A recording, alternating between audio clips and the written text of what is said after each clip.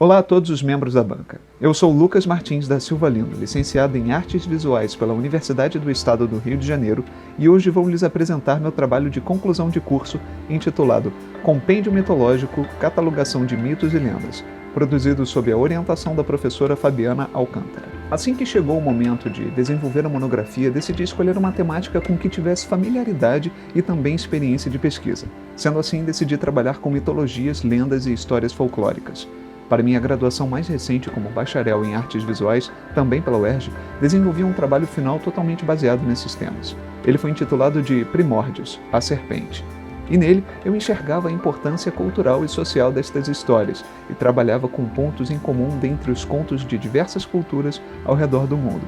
Ali me aprofundei especificamente na presença de serpentes nestas histórias e como suas aparições se assemelhavam e conectavam. Logo, o produto educacional que produzi para o curso de pós-graduação de especialização no ensino de artes visuais segue uma linha de raciocínio bem parecida, porém com um escopo muito mais abrangente. A fim de desenvolver este produto educacional, estabeleci algumas metas. Elas são: revisitar meu antigo trabalho e selecionar o que havia nele que poderia ser transformado em um produto educacional, revisar minha pesquisa sobre o impacto dos mitos e lendas nas culturas atuais, e, por fim, buscar e apresentar material que possibilitasse a execução do produto educacional por qualquer professor que o tivesse em mãos. Esses objetivos foram alcançados e seus resultados serão evidenciados ao longo dessa apresentação. Este trabalho foi desenvolvido tendo como base teórica principal o livro O Mito, do pesquisador K.K. Ruthven. Esta obra trata de diferentes participações dos mitos e lendas na sociedade, como eles afetam e também de distintas percepções sobre eles a partir de variados campos do saber.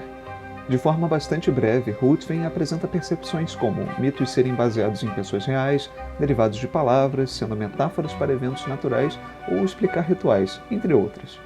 Mas dentre todas as definições, duas chamam bastante atenção. Vindas do campo da psicologia, essas percepções colocam os mitos como originados de questões afetivas do íntimo do ser humano.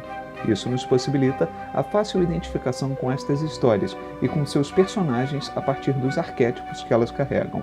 De forma simplificada, pode-se dizer que os atos de criação e propagação dos mitos podem ser definidos em duas ações: internalizar ou externalizar algo, ou seja, absorver para si um conhecimento ou emoção já presente no mundo, ou colocar para fora algo que surge dentro de nós, como um desejo ou um sentimento.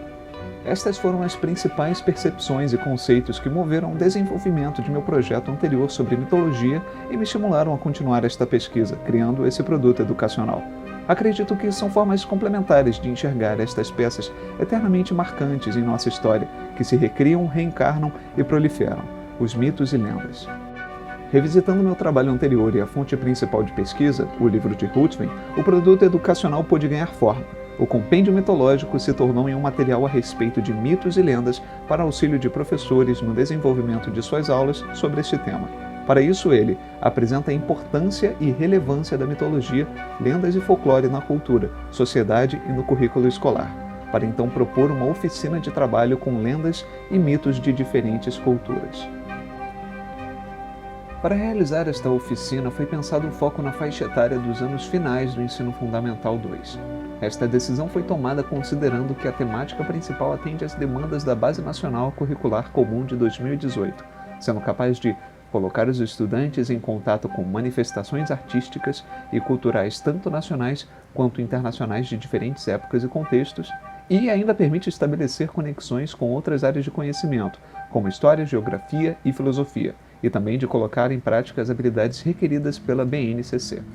Já considerando os parâmetros curriculares nacionais de 1998 voltados para a disciplina de artes, este produto educacional estimula a apreciação e produção de objetos artísticos de variadas técnicas e também o reconhecimento da diversidade de valores atribuídos a símbolos em diferentes culturas em diferentes contextos geográficos, políticos e temporais. Com isso, também o estudo e prática sobre a documentação e catalogação e a utilização autônoma de meios de pesquisa para as práticas da proposta.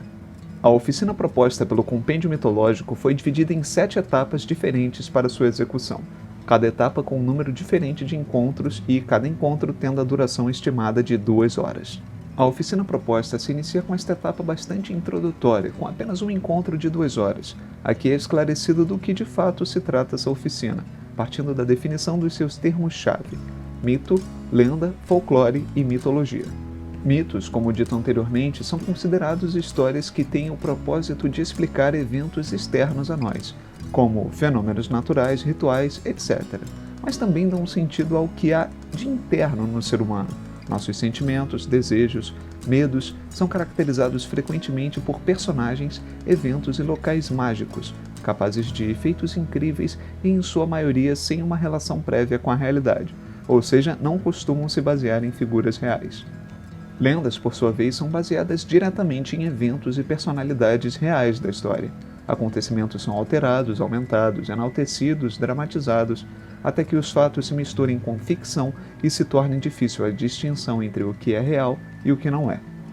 O folclore é um termo que se origina do original britânico folklore, que significa literalmente saber do povo. No Brasil, ganha um pouco mais de significado com a Carta do Folclore Brasileiro de 1995. Se torna então o equivalente à cultura popular, contendo criações culturais da comunidade que são passadas adiante de maneira informal ou não formal. Agrega músicas, danças, artesanato, comidas, história e brincadeiras. E, claro, agrega mitos e lendas. Mitologia, então, é um conjunto de mitos pertencentes a uma determinada cultura, cada uma contendo traços particulares de cada povo que a formou durante décadas e séculos. Estas histórias comumente possuem um caráter religioso que foi se perdendo até que fossem consideradas apenas percepções fantasiosas do mundo. Adicionalmente, mitologia também é um termo para o estudo de mitos, seu desenvolvimento e significados para suas respectivas culturas. Com a duração estimada de 2 encontros, esta etapa se trata do início da exploração do conteúdo dos mitos e lendas. É proposto que o educador faça uma seleção de histórias a serem apresentadas a seus estudantes, preferencialmente variando bastante a cultura de origem destas histórias, em prol da diversidade. E também que não sejam muito complexas ou longas, evitando tomar tempo demais dos encontros. A fim de facilitar a pesquisa desses mitos, foi inserido ao fim do produto educacional um glossário com 100 sugestões de personagens cujas histórias podem ser contadas.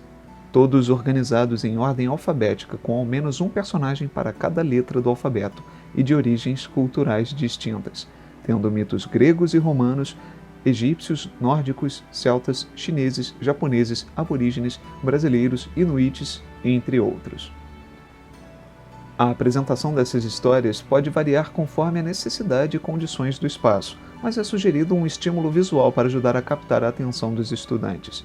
E eles também podem participar, na verdade devem ser encorajados a compartilhar histórias que conheçam com seus professores e colegas.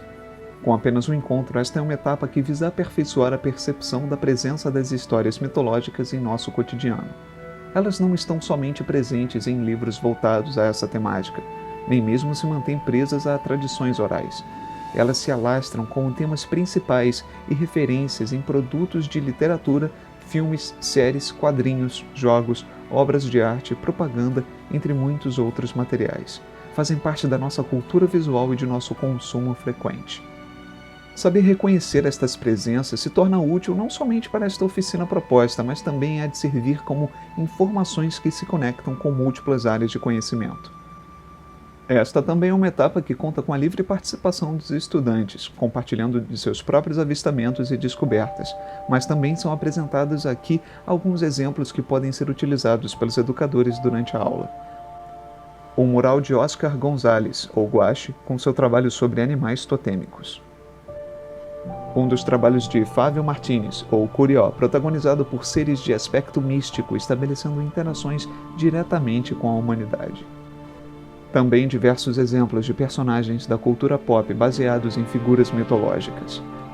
Outro propósito desta etapa é de combater preconceitos contra certas simbologias, normalmente de origem não cristã, explicando como mesmo os símbolos podem ser diferentemente percebidos por culturas distintas.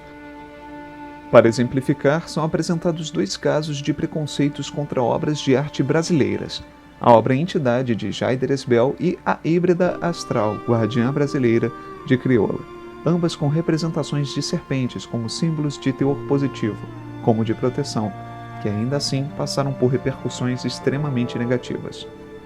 Com o acesso a contos mitológicos, os estudantes já podem ser considerados aptos para uma etapa onde estarão mais ativos. Aqui, terão de discutir sobre as semelhanças entre os elementos dessas histórias estudadas e características idênticas. Algumas perguntas podem ajudar a levantar esse debate e pesquisa pelas similaridades, como, por exemplo, há diferentes personagens com as mesmas características nestas histórias? Suas habilidades e feitos se parecem? E os locais principais? Há animais ou criaturas fantásticas que se assemelhem ou sejam da mesma espécie?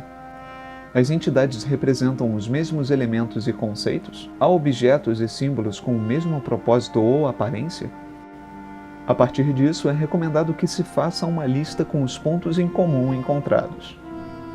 Esta etapa tem duração proposta de 2 encontros, mas, seguindo a inspiração na prática de ensino híbrido, conta com a pesquisa individual dos estudantes em seus lares, para assim aumentar o número de histórias estudadas. Contando com a duração de 4 encontros, nesta etapa se inicia a produção de fato do compêndio de mitos e lendas pela turma. O trabalho consiste em reunir diversos contos de diferentes culturas que se baseiem em um mesmo tema, assim ressaltando suas similaridades e pontos idênticos. Mas há 2 formas de prosseguir com a produção. Uma é escolher um tema para trabalhar com todo o grupo de estudantes. A outra é permitir a cada estudante escolher um tema que lhe agrade mais pessoalmente. Seguindo com a primeira opção, cada estudante ficaria responsável por trabalhar apenas com um personagem de mito ou lenda que contemplasse o tema geral da turma. Na segunda, cada um ficaria responsável por mais de um personagem, que povoariam uma seção específica do trabalho com uma temática em comum, assim havendo várias seções com temáticas distintas no produto final. Para a catalogação de cada mito devem ser apresentados os seguintes dados: o nome do personagem, divindade, entidade, local, objeto ou criatura mitológica, a descrição de sua aparência, a informação sobre sua origem geográfica e cultural e a transcrição de seu conto, podendo ser resumida. Também com duração de 4 encontros, esta é a etapa em que os estudantes irão ilustrar os contos catalogados. Não é necessária uma linguagem artística única em todo o compêndio.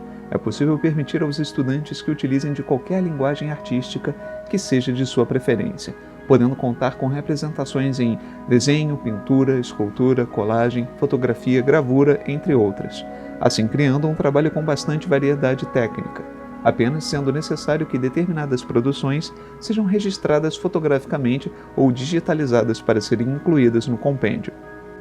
A última etapa, durando 3 encontros, é onde são dadas as instruções sobre como reunir todas as informações e artes sobre os mitos em um único documento, começando por uma capa identificando a turma que o produziu e o tema que se propõe, no caso de um tema único, além do educador que os instruiu. Em seguida, um sumário e um texto de apresentação de toda essa prática artística. Já a organização do conteúdo principal é feita seguindo a inspiração de um livro-catálogo da exposição Ícones dos Quadrinhos, de Ivan Freitas da Costa. A partir dele foi desenvolvida uma estrutura com espaço para as seguintes informações mais relevantes: o nome do mito ou lenda, o local e povo de origem, a aparência e sua história, o nome do estudante que a catalogou e as referências de pesquisa. Com o compêndio finalizado, é recomendado que cada estudante receba uma cópia. As 7 etapas da oficina totalizam 17 encontros. Considerando uma frequência semanal, a oficina tomaria a duração de um semestre, aproximadamente. Foi feita então uma simulação que exemplifica a oficina sendo iniciada em fevereiro e finalizada no início de junho. Isto conclui a apresentação do trabalho de conclusão de curso Compêndio Mitológico, Catalogação de Mitos e Lendas. Agradeço mais uma vez a minha orientadora, a professora Fabiana Alcântara, e também a todos os outros professores, amigos e familiares que me apoiaram ao longo de minha jornada como educador. Muito obrigado pela sua atenção.